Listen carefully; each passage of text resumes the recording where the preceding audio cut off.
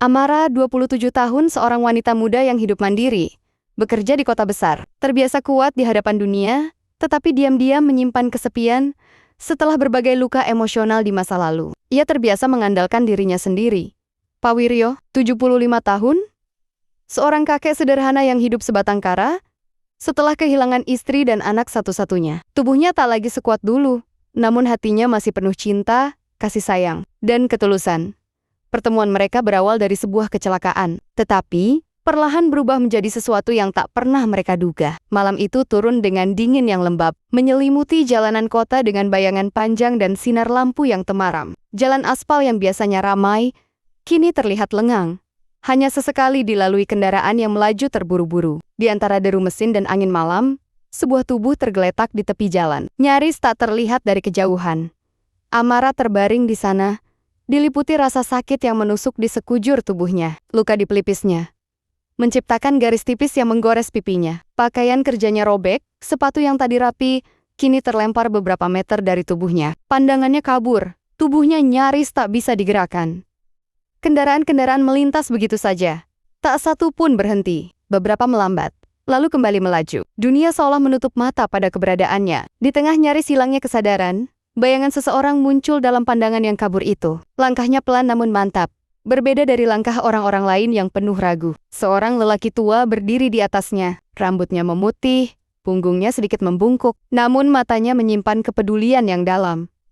Pak Wiryo yang kebetulan pulang dari masjid, menemukan Amara tergeletak dalam keadaan mengenaskan. Tanpa memikirkan kekuatan tubuhnya yang terbatas, kakek itu berusaha mengangkat tubuh Amara sebisanya, dan menghentikan kendaraan di jalan. Tangannya yang penuh urat menahan luka di kepala wanita itu agar darah tak semakin banyak keluar dengan sisa tenaga yang dimilikinya. Pak Wiryo membawa Amara menuju rumah sakit terdekat. Malam itu, ia menunggu di bangku lorong rumah sakit yang dingin, tidak beranjak sedikit pun. Ia tetap di sana, meski dokter dan perawat lalu lalang, tanpa memerintahkannya untuk tetap tinggal. Dalam keheningan rumah sakit, kenangan lama datang menyerbu pikirannya. Wajah istrinya yang telah tiada, wajah anaknya yang meninggal dalam kecelakaan puluhan tahun lalu. Luka lama yang belum pernah benar-benar sembuh kini terbuka kembali. Seolah malam itu Tuhan memberinya kesempatan untuk menyelamatkan seseorang di tempat yang dulu telah ia kehilangan segalanya. Sementara itu, Amara terbaring lemah di balik tirai ruang perawatan darurat. Tubuhnya terlilit perban, jarum infus menancap di tangannya. Kesadarannya setengah muncul, setengah tenggelam. Di antara kabut rasa sakit, satu hal yang terasa jelas, ada seseorang yang bertahan di dekatnya, yang tak membiarkannya sendirian. Sejak malam itu, segalanya berubah. Tak ada lagi malam yang sama bagi keduanya. Hari berganti matahari menembus jendela rumah sakit dengan sinar pucat. Di dalam sebuah kamar sederhana, Amara terbaring dengan luka yang perlahan mengering. Tubuhnya masih lemah. Setiap tarikan napas terasa berat. Namun, untuk pertama kalinya, ia tidak merasa benar-benar sendirian. Pak Wiryo tetap berada di sana. Di kursi kayu tua di samping ranjang, ia tidur dengan posisi duduk, hanya bersandar pada dinding. Ia hanya bangun ketika perawat datang. Hanya makan seadanya dari bekal yang ia bawa sendiri. Para perawat heran melihat kesetiaan lelaki tua itu yang tidak memiliki hubungan apapun dengan pasien di depannya. Tidak ada keluarga yang datang. Tidak ada sahabat yang duduk di sisi ranjang. Hanya seorang kakek asing yang bertahan hari demi hari.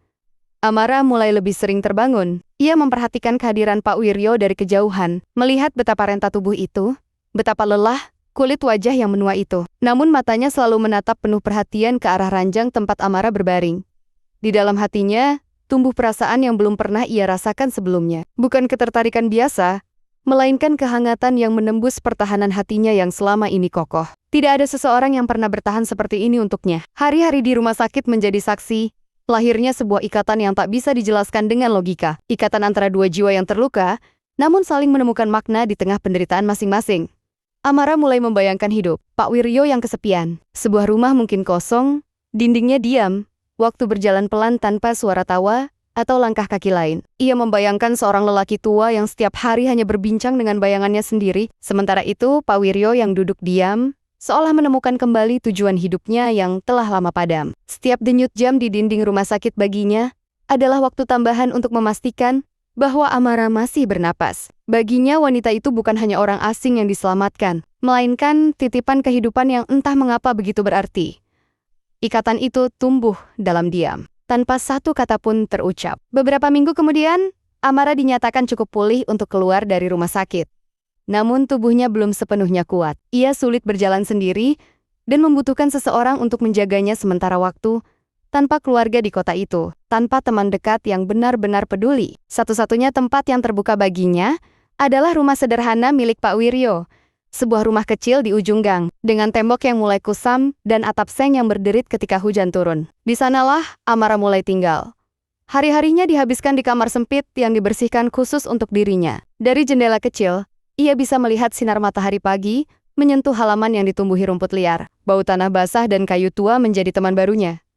Pak Wiryo merawatnya dengan telaten, menyiapkan makanan sederhana, memastikan obatnya diminum tepat waktu, membersihkan luka-lukanya yang perlahan menutup. Semua dilakukan dengan ketulusan yang sama, seperti malam pertama saat menemukan Amara di jalan raya. Di antara kesederhanaan itu, sesuatu mulai berubah di dalam hati Amara. Kehadiran Pak Wiryo membuatnya merasa aman, lebih aman dari siapapun yang pernah ia kenal. Rasa nyaman itu perlahan menyusup menjadi rasa sayang yang dalam. Lalu tumbuh menjadi sesuatu yang lebih dari sekadar rasa terima kasih. Ia mulai memperhatikan detail kecil tentang lelaki tua itu. Cara tangannya sedikit gemetar saat menuang air. Cara ia duduk lebih lama di kursi. Menatap kosong ke halaman seakan berbicara pada masa lalu. Cara kesepiannya terasa begitu nyata, seperti ruangan kosong yang menunggu untuk diisi. Dan untuk pertama kalinya dalam hidupnya, Amara tidak melihat usia, tidak melihat keriput, tidak melihat perbedaan. Yang ia lihat hanyalah seorang manusia yang memberinya kehidupan kedua. Seorang penjaga jiwa yang datang tepat di saat dunianya hampir runtuh. Di dalam rumah sederhana itu, benih cinta yang tidak biasa mulai tumbuh diam, pelan, namun tak terbendung. Hari-hari di rumah kecil itu berjalan pelan, mengikuti irama detak jam dinding yang tua dan langkah kaki Pak Wiryo yang semakin lambat. Amara mulai bisa berjalan tanpa bantuan. Meski langkahnya masih ragu andai terlalu lama berdiri. Luka-luka di tubuhnya telah hampir sepenuhnya pulih. Namun luka yang lain yang lebih dalam dan tak kasat mata justru lahir di dalam hatinya. Ia sadar bahwa dirinya mulai menanti kehadiran Pak Wiryo setiap pagi. Bukan lagi karena ia membutuhkan bantuan, melainkan karena ada rasa tenang yang selalu hadir bersamaan dengan bayang lelaki tua itu. Kehadirannya seperti matahari senja yang hangat, lembut, dan menenangkan. Di sisi lain, Pak Wiryo mulai merasakan perubahan dalam dirinya. Ada kebahagiaan kecil yang menyelinap di antara kesendiriannya yang panjang. Suatu perasaan hangat yang dulu hanya milik istrinya, kini perlahan muncul kembali tanpa ia kehendaki. Namun bersamaan dengan itu, tumbuh pula rasa bersalah yang menekan dadanya. Baginya Amara adalah seseorang yang seharusnya ia lindungi seperti anak sendiri, bukan? Seseorang yang patut mengisi ruang di hatinya yang rapuh. Sore hari menjadi waktu yang paling menenangkan, sekaligus menyiksa bagi keduanya. Matahari turun perlahan, menciptakan warna keemasan pada wajah renta Pak Wiryo dan kulit Amara yang pucat. Dalam diam, dua jiwa itu sama-sama bergulat dengan perasaan yang tak ingin mereka akui, namun semakin kuat dari hari ke hari. Amara mulai mempertanyakan arti cinta yang selama ini ia kenal. Tak ada lagi bayangan pria seusianya, tak ada lagi fantasi tentang masa depan seperti yang umum dibayangkan orang. Yang ada hanyalah keinginan sederhana, bertahan lebih lama di sisi lelaki tua itu, selama waktu masih mengizinkan. Dan itulah yang paling menakutkannya. Perubahan tak pernah luput dari pandangan orang lain. Tetangga-tetangga mulai memperhatikan kehadiran Amara, seorang wanita muda, cantik, tinggal di rumah lelaki tua yang hidup sendirian. Bulan demi bulan berlalu, dan bisik-bisik mulai menyusup di antara dinding-dinding rapuh rumah sekitar. Pandangan penuh tanda tanya mulai bermunculan, tatapan sinis gumaman tersembunyi, dan cerita-cerita yang dibesar-besarkan perlahan berubah menjadi stigma yang menggantung di udara. Tak ada yang bertanya tentang asal mula pertemuan mereka.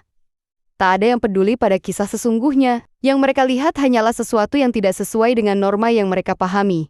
Amara merasakannya. Setiap kali melangkah keluar rumah, udara terasa lebih berat. Seolah dunia ingin memaksa dirinya menjauh dari tempat itu dan dari lelaki itu. Namun anehnya, semakin besar tekanan dari luar. Semakin kuat pula keinginannya untuk bertahan. Pak Wiryo dengan segala kebijaksanaan dan pengalamannya memahami situasi itu tanpa perlu mendengarnya secara langsung. Raut wajahnya yang mulai sering murung, langkahnya yang lebih pelan, menunjukkan bahwa ia mulai mempertimbangkan untuk menjauh demi kebaikan Amara. Tetapi setiap kali ia melihat wanita itu berjalan perlahan di halaman kecil rumahnya, matanya penuh kehidupan yang perlahan kembali menyala, tekadnya selalu runtuh. Ia sadar bahwa kehadiran Amara bukan hanya menyelamatkan dirinya secara fisik, tetapi juga menghidupkan kembali jiwanya yang telah hampir padam. Keduanya berada di persimpangan yang curam, antara harapan pribadi dan hukum tak tertulis milik masyarakat. Dan cinta diam-diam masih terus bertumbuh. Malam itu angin bertiup lebih kencang. Langit gelap tanpa bintang. Di dalam rumah sederhana itu, Amara duduk sendirian di tepi ranjang. Pikirannya dipenuhi bayangan tentang masa depan yang mungkin takkan pernah ia miliki apabila ia mengikuti kata orang lain. Namun pertama kalinya dalam hidup, ia tidak ingin hidup berdasarkan suara orang banyak. Ia mengingat setiap detik yang dilaluinya bersama Pak Wiryo, setiap sentuhan penuh perhatian saat luka-lukanya dibalut, setiap tatapan penuh kepedulian saat ia terbaring lemah, setiap bentuk cinta yang tulus tanpa syarat, tanpa tuntutan apapun. Tak ada seorang pun yang pernah mencintainya seperti itu. Di shot yang sama, Pak Wiryo duduk sendiri di ruang depan. Ia menyadari bahwa usianya mungkin tak akan memberi waktu panjang. Rambutnya telah memutih. Nafasnya tak lagi panjang, namun di sisa hidup yang mungkin tinggal sedikit. Ia menemukan alasan untuk tersenyum lagi. Untuk pertama kalinya setelah puluhan tahun, hatinya kembali merasa hidup. Keduanya sadar bahwa hubungan ini bukan sesuatu yang mudah, bukan sesuatu yang dipahami, bahkan mungkin akan ditentang. Tapi di balik segala norma, usia, dan bisikan jahat dunia, ada satu kebenaran yang tak bisa disangkal. Mereka telah menemukan rumah di dalam hati satu sama lain.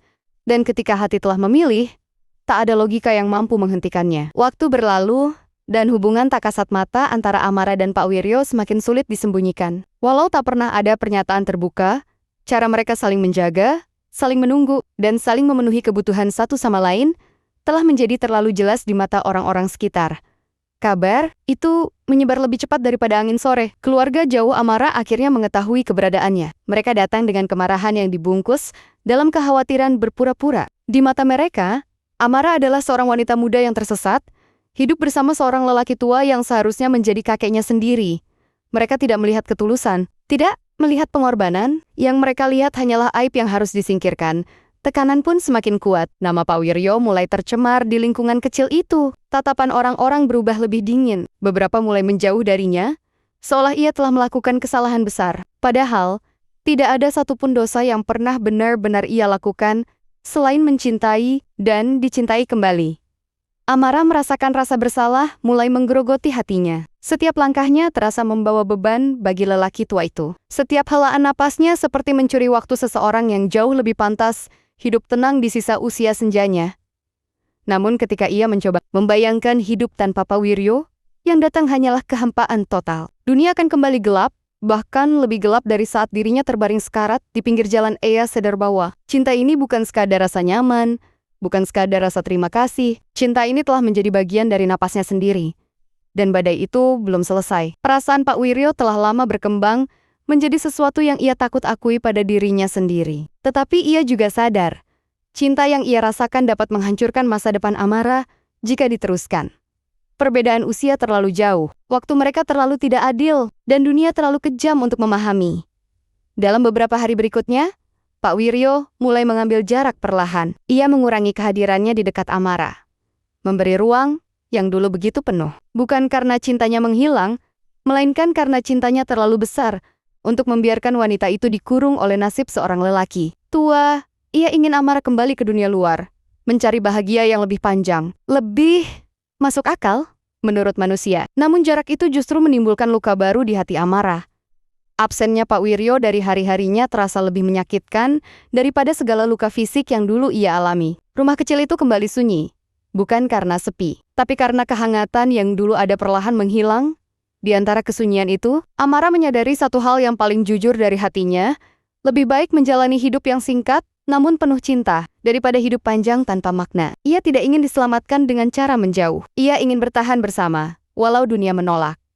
Di dalam rumah tua yang menyimpan begitu banyak kenangan baru, dua hati itu sama-sama patah hanya karena ingin saling melindungi. Akhirnya datang satu hari di mana segalanya tak bisa lagi ditunda. Amara berdiri di depan cermin kecil dalam kamarnya. Luka di tubuhnya telah sembuh, namun luka di jiwanya justru terbuka lebar. Dan di balik pantulan itu, ia tak lagi melihat wanita rapuh yang dulu hampir mati di tepi jalan raya. Ia melihat seseorang yang telah menemukan alasan untuk hidup, Dan alasan itu bernama Pak Wiryo. Untuk pertama kalinya dalam hidup, ia siap menentang seluruh dunia jika harus. Amara memilih untuk bertahan, bukan karena ketergantungan, bukan karena tak punya pilihan, tetapi karena hatinya benar-benar telah memilih. Sementara itu Pak Wiryo mulai menyadari bahwa menjauh justru membuat keduanya lebih menderita. Hatinya tidak lagi memiliki kekuatan untuk berpura-pura bahwa Amara bukan bagian dari hidupnya. Setiap sudut rumah memanggil namanya, setiap benda terasa kehilangan arti tanpa kehadirannya. Di ujung usia senjanya, lelaki tua itu menyadari, cinta bukanlah tentang usia yang tersisa, melainkan tentang bagaimana seseorang menghidupkan kembali jiwa yang hampir mati. Dan di antara dua ketakutan besar, mereka akhirnya memilih satu keberanian kecil mencintai apapun risikonya. Keputusan itu menjadi awal dari bab terakhir kisah mereka. Apakah cinta mereka akan diberkati, atau justru diuji dengan cara paling menyakitkan? Pagi itu datang lebih lambat dari biasanya, seolah waktu sendiri ikut menahan napas atas apa yang akan terjadi di rumah kecil di ujung gang itu. Udara terasa lebih hangat, matahari menyusup lewat celah genting, menari di atas lantai kayu yang telah lapuk dimakan usia. Rumah itu yang selama puluhan tahun hanya berisi kesunyian, kini dipenuhi sesuatu yang jauh lebih besar dari sekadar kehadiran dua orang harapan. Amara berdiri di depan jendela, memandangi halaman yang sederhana, namun menyimpan begitu banyak kenangan. Di tempat itulah ia belajar berjalan kembali. Di tempat itulah ia belajar percaya pada manusia lagi. Dan di tempat itulah ia menemukan arti cinta yang tidak pernah ia temukan sebelumnya, cinta yang tidak menuntut, tidak membakar, tidak menyakiti, melainkan menyembuhkan. Pak Wiryo duduk di kursinya yang biasa, namun hari itu matanya tidak lagi kosong, tidak lagi tenggelam dalam bayangan masa lalu. Matanya hidup, matanya penuh cahaya yang dulu sempat padam, lalu menyala kembali berkat kehadiran seorang wanita yang nyaris mati di ujung malam. Tekanan dari luar perlahan mereda, bukan karena masyarakat tiba-tiba mengerti, melainkan karena keteguhan Amara yang tidak lagi goyah oleh pandangan orang. Ia tidak bergerak oleh omongan, tidak runtuh oleh hinaan. Dunia boleh menilai sesukanya, tetapi hatinya telah menemukan rumah. Dan rumah itu adalah seseorang yang mencintainya dengan cara paling murni yang pernah ia rasakan. Hari-hari berikutnya menjadi sederhana, tetapi bermakna. Mereka tidak memiliki kemewahan. Tidak ada janji masa depan yang panjang. Tidak ada mimpi tentang puluhan tahun bersama. Yang ada hanya hari ini, besok, dan setiap detik yang tersisa. Tetapi setiap detik itu diisi dengan ketulusan yang tak pernah Amara dapatkan dari siapapun sebelumnya. Amara meriwat Pak Wiryo dengan lembut, sama seperti dulu lelaki tua itu merawatnya di saat ia tidak berdaya. Kini peran itu berbalik, bukan sebagai kewajiban, tapi sebagai bentuk cinta yang utuh. Ia memetik hari-hari yang tersisa seperti bunga terakhir di musim gugur, dengan penuh kehati-hatian dan syukur. Pak Wiryo dalam usia senjanya menemukan keajaiban yang tak pernah ia bayangkan. Ia tidak lagi merasa sendiri, tidak lagi berbicara pada foto lama, tidak lagi terjebak dalam kesepian yang menjadi tembok selama puluhan tahun. Di dalam dirinya, ada ketenangan yang bahkan lebih indah daripada masa mudanya dahulu. Ia tahu waktunya di dunia ini mungkin tidak lama lagi. Tubuhnya semakin rapuh, nafasnya kadang terasa berat. Namun kali ini ia tidak takut, karena ia tidak pergi dalam kesepian. Ia pergi suatu hari nanti dalam keadaan telah mengenal cinta sekali lagi. Dan kini, ia tahu satu hal yang paling benar. Cinta tidak pernah mengenal usia, tidak pernah mengenal waktu yang tepat atau tidak tepat. Cinta hanya perlu satu hal, catalyst. Dari sebuah kecelakaan yang seharusnya menjadi akhir, lahirlah sebuah kehidupan baru. Dari luka tumbuh makna, dari kasih pian, lahir keabadian. Bagi dunia kisah mereka mungkin tidak biasa. Namun bagi dua hati itu, mereka telah menemukan segalanya. Dan di bawah langit senja yang keemasan, dua jiwa yang tak seharusnya bertemu itu justru saling menemukan untuk selamanya.